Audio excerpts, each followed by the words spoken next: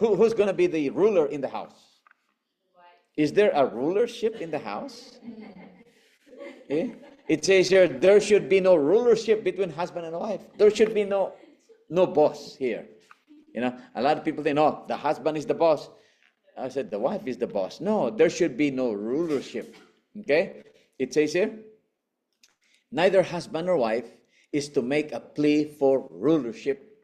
The Lord has laid down the principle that is to guide in this matter. The husband is to cherish his wife as Christ cherishes the church. And the wife is to respect and love her husband. Both are to cultivate the spirit of kindness, being determined never to grieve or injure the other. So that you can prolong or preserve happiness and joy in the family, then there should be no rulership in the house. You know, you respect each one, you know. Even when it comes to the decision making, you know, you cannot just decide for yourself, right? What's going to happen if I just decide myself and then my wife doesn't know what's going on? Then when I come home, there's going to be a fight, you know. So you cannot do that.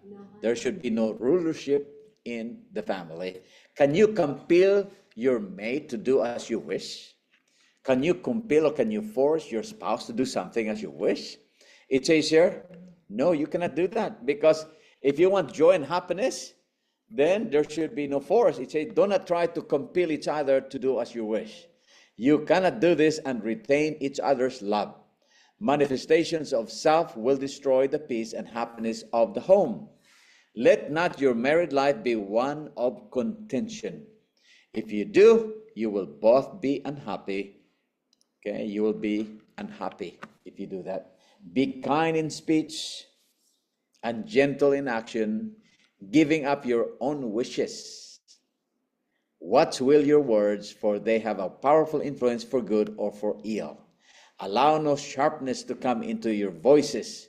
Bring into your united life the fragrance of Christ-likeness. You know, I've seen those in the YouTube. You know, there's a husband and a wife. They were very close to each other. And even in their retirement, they were still very close. That even when they go to the bathroom, they still sit down together, you know. I said, wow, very close, you know. I've seen that in the photos, you know, even they're still holding hands in the toilet. That's how, you know, preserving their closeness of each other. You know, but if we want to preserve closeness to each other, this is what God wants us to do, you know. Because if you want some, you know, like chaos inside, then you can do that. You know, it's up to you, you know.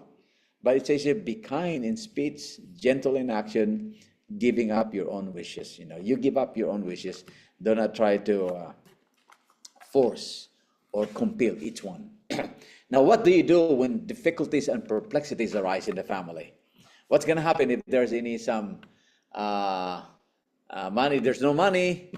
I think I remember the story of Joseph Bates. Have you do the story of Joseph Bates? He was a captain in the ship, right? And then when he was converted to the present truth about the coming of Christ, he gave up. He sold his house and he donated his money for the cause of God. And the wife was left for nothing, you know. And so there was a time the wife was asking, honey, Joseph, there's nothing. We don't have no more flour, you know, for bread. We have nothing. And so the wife was kind of discouraged. But Joseph hung on and he prayed, you know. And then what happened? People start, you know, blessings coming in, you know. So when difficulties and perplexities arise, what do? Okay? It says here there's a counsel given to us. Difficulties and perplexities and discouragements may arise, let neither husband nor wife harbor the thought that their union is a mistake or a disappointment. So do not think that when there's already a disappointment or, you know, some problems, perplexities, difficulties, you know, you cannot support yourself anymore, hard to find job, and then you get discouraged. No, it says you're determined to be all that is possible to be to each other. Okay? Continue the early attentions in every way. Encourage each other in fighting the battles of life. Study to advance the happiness of each other. Let there be mutual love, mutual forbearance. Then marriage, instead of being the end of love, will be as it were the very beginning of love.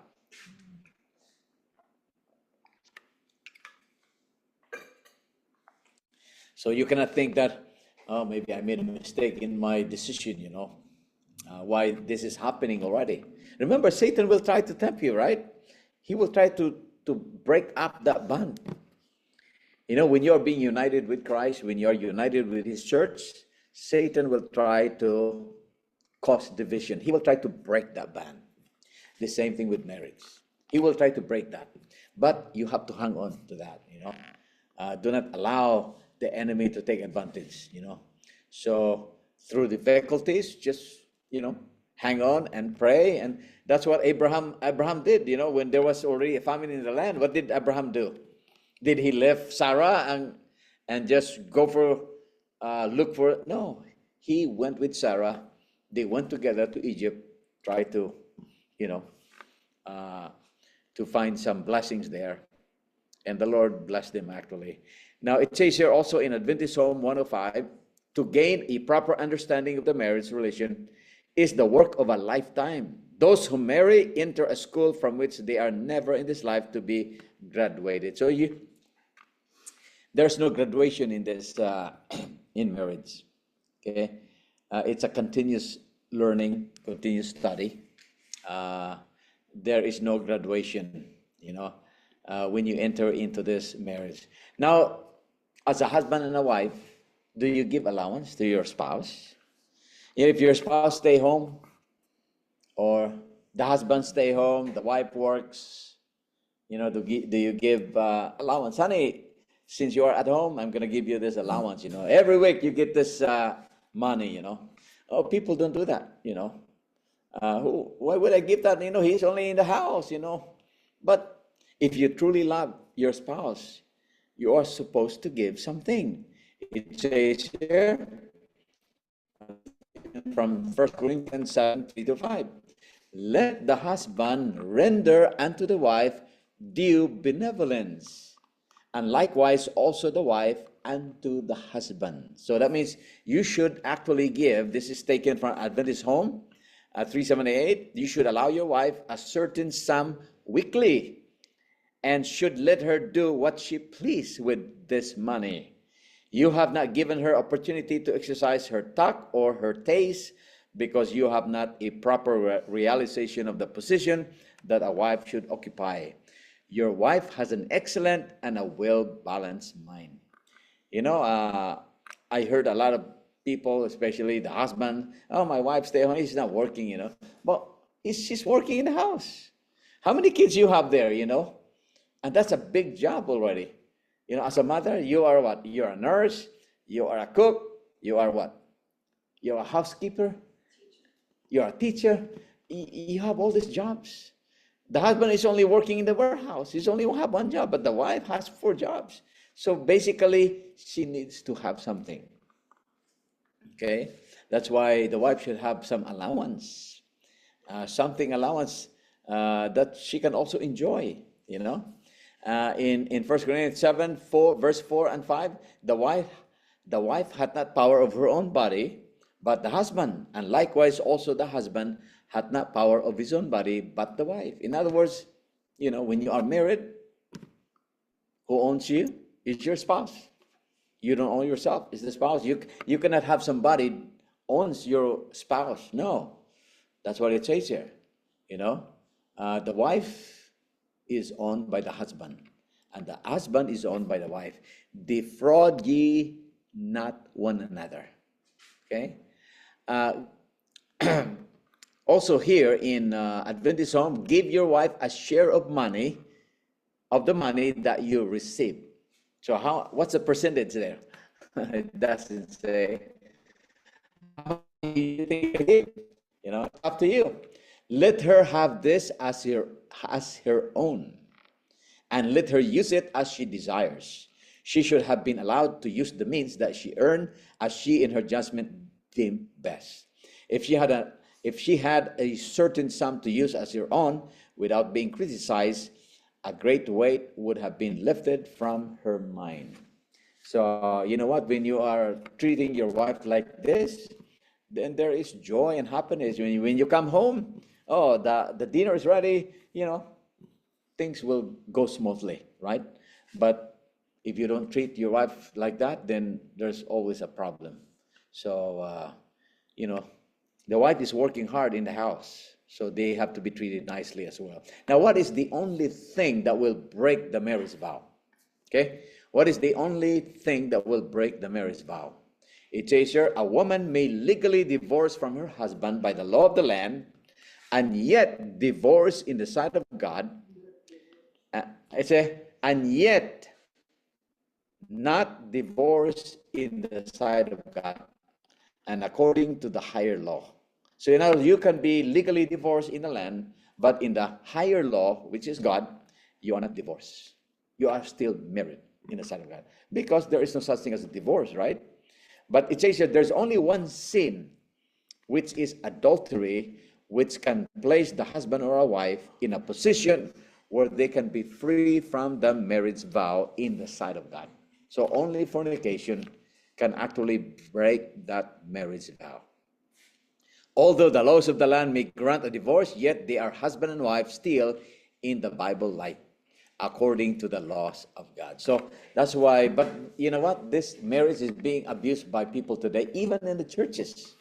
They think that they can just change, spouse as they wish. If they're not in agreeing, they're just going to file, easily. No, but there's no such thing as in the sight of God, no divorce. You are still husband and wife for as long as life lasts. Okay? So this is the one that can break the marriage contract. And also, when can the marriage contract be over? It says here, Romans 7:2-3, for the woman which had her husband is bound by the law to her husband so long as he liveth. As long as the spouse is still alive, you are still married. If the husband be dead, then she is loose from the law of her husband. So if he's dead, then it's okay. So then if while her husband liveth, she be married to another man, she shall be called what? Adulteress. So if the spouse still alive, and then you still, you file a divorce, and then you marry somebody, you are called adulteress. And if her husband be dead, she be free from that law, so that she is no longer adulteress, though she be married to another man. So if the person that she is marrying is dead, then she is not adulteress anymore. Now, can she go back to the previous husband?